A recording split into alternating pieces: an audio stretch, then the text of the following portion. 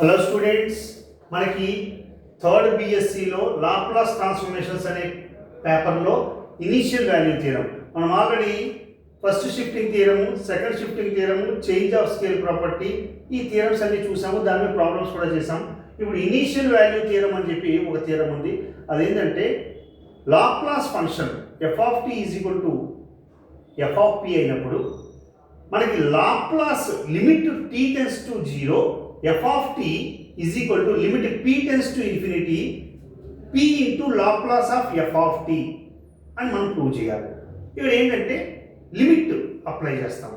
Limit ఎందుకు apply చేస్తాము?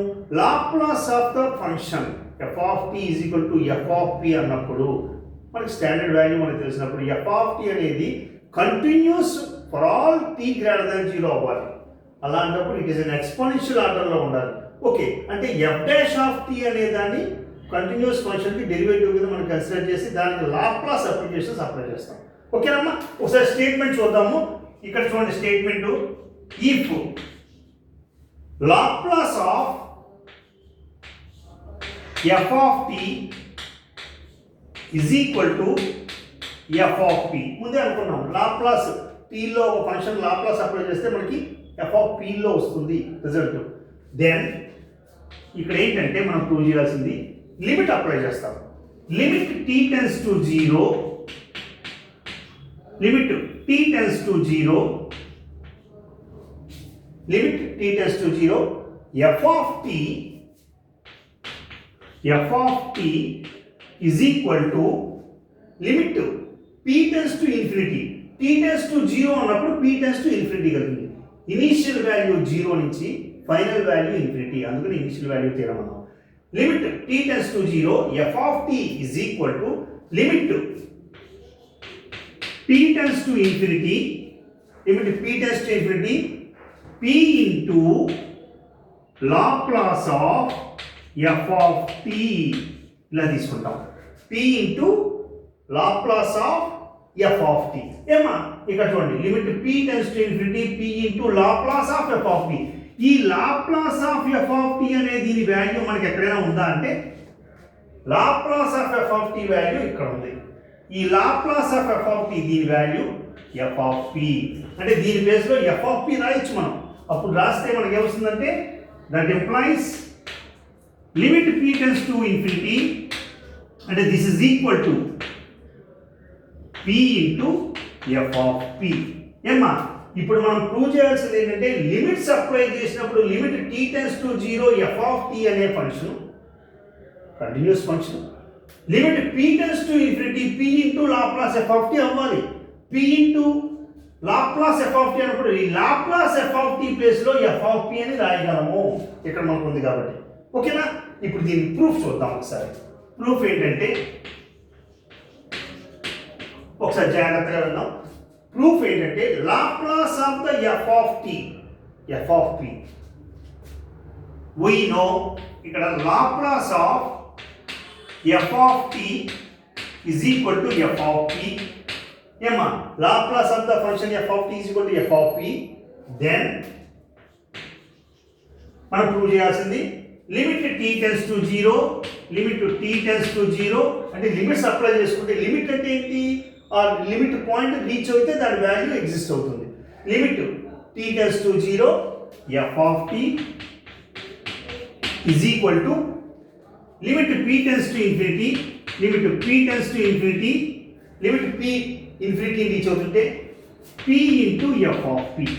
ఇదే కదమ్మా మనకు కావాల్సింది. ఈ రిజల్ట్ కోసం మనకేం తెలుసు? we know that మనకేం తెలుసు? Laplace function F of tea is equal to Laplace of f dash of T.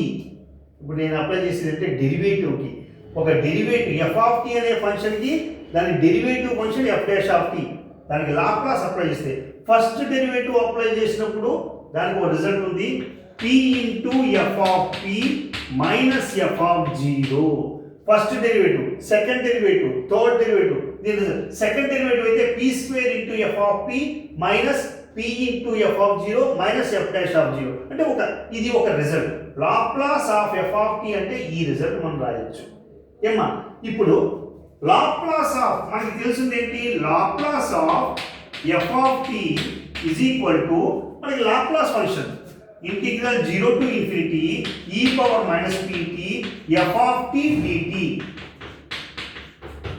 F of t dt ఇది యాక్చువల్గా మనకి తెలుసున్న Laplace function. Laplace F of t integral 0 to infinity e power minus pt f of t dt.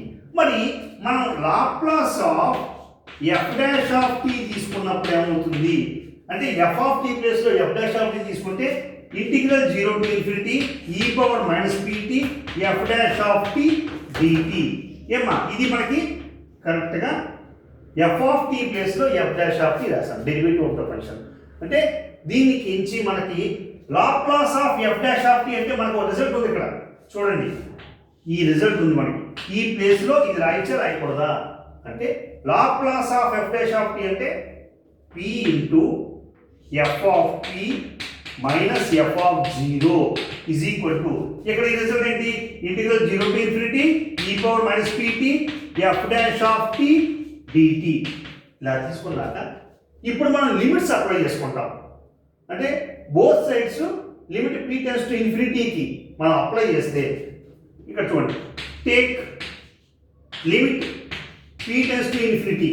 p అనేది infinity మనం 0 నుంచి అని తీసుకున్నాం కదా, p టెన్స్ టు 0 అన్నాం. ఇప్పుడు p టెన్స్ టు ఇన్ఫినిటీకి వెళ్తుంటే take limit p tends to infinity on both sides. Both sides తీసుకుంటే ఇక్కడ రెండు ఫంక్షన్స్ ఉన్నాయి, లిమిట్స్ అప్లై చేస్తాం రెండింటికి. Limit p tends to infinity, limit p tends to infinity. ఇక్కడ కూడా ఈ ఫంక్షన్ కూడా బోత్ సైడ్స్ కాబట్టి limit p tends to infinity. చూడండి ఒకసారి ఏముందో, limit p tends to infinity p into F of p minus limit p tends to infinity F of zero is equal to ఇక్కడ కూడా limit p tends to infinity integral 0 to infinity e power minus pt F dash of t dt. మా ఇక్కడ చూడండి మనం ఏం చేసాం, both sides limit p tends to infinity apply చేసాం. p tends to infinity p into F of t minus limit p tends to infinity F of zero is equal to limit p tends to infinity our Laplace function. ఇక్కడ value ఏంటంటే p tends to infinity, p plus infinity రాస్తే e power minus infinity to t, e power minus infinity anything e power minus infinity అంటే 0 అవుతుంది. అంటే 1 by e power infinity వేసుకుంటే 0 అవుతుంది. దీని value 0 into something dt. Anyhow total integral part అంతా కూడా 0. అంటే p టెన్స్ టు ఇన్ఫినిటీ చేసినప్పుడు ఈ రైట్ సైడ్ పార్ట్ ఇదంతా కూడా 0 అవ్వాల్సిందే. ఎందుకంటే p tends to infinity apply చేస్తే దాని వాల్యూ 0. ఇది 0. మరి ఇక్కడ limit p tends to infinity F of zero, p ప్లేస్లో ఇన్ఫినిటీ రాయమని. ఇక్కడ p అనే ఫంక్షనే లేదు అసలు, ఎందుకంటే ఎఫ్ ఆఫ్ జీరో p లేదు కాబట్టి ఇది కాన్స్టెంట్ అయిపోతుంది. అప్పుడు దీని వాల్యూ ఎఫ్ ఆఫ్ జీరో అవుతుంది. ఇక్కడ ఈ ఫంక్షన్ ఇలాగే ఉంటుంది. ఇక్కడ ఒక్కసారి చూడండి మనం ఏం చేసామంటే, ఇప్పుడు ఒకసారి చూడండి, limit p tends to infinity p into F of p రాసుకుందాం. Limit p tends to infinity p into F of p ఏమా minus limit p tends to infinity p into F of p minus ఇది constant కింద తీసుకోవాలి. ఎందుకంటే p tends to infinity p ప్లేస్లో రాద్దాము అంటే p అనే ఫంక్షన్ లేదు కాబట్టి f of zero minus f of zero is equal to ఇదంతా కూడా 0 అవ్వాలి. ఎందుకంటే e పవర్ మైనస్ ఇన్ఫినిటీ వస్తుంది కాబట్టి ఇది 0 అయింది. ఏమా 0. ఇప్పుడు జాగ్రత్తగా చూడండి, ఈ మైనస్ 0 అని పట్టుకెళ్తాం. That implies limit p tends to infinity p into F of p is equal to F of zero అని రాయొచ్చు. అంతే కదా, మనకు కావాల్సిన రిజల్ట్ని ప్రూవ్ చేయాలి అంటే థియరంలో రిజల్ట్ని limit p tends to infinity p into F of p is equal to F of zero.